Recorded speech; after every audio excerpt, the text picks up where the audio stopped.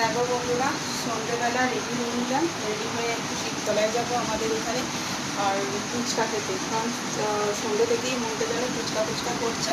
তাই একটু আমরা দুজনে মিলে রেডি হয়ে গেছি, আমার মেয়ে আর আমি।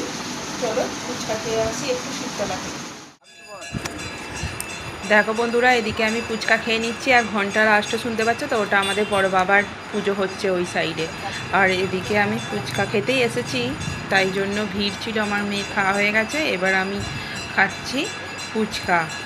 দেখো আমাদের শিবতলাটা কতটা জমজমাটি বলো তো, কত লোক হই হই করছে, কত কিছু মানে কত কিছু বিক্রি হয় এর মধ্যে, শিবতলার মধ্যে।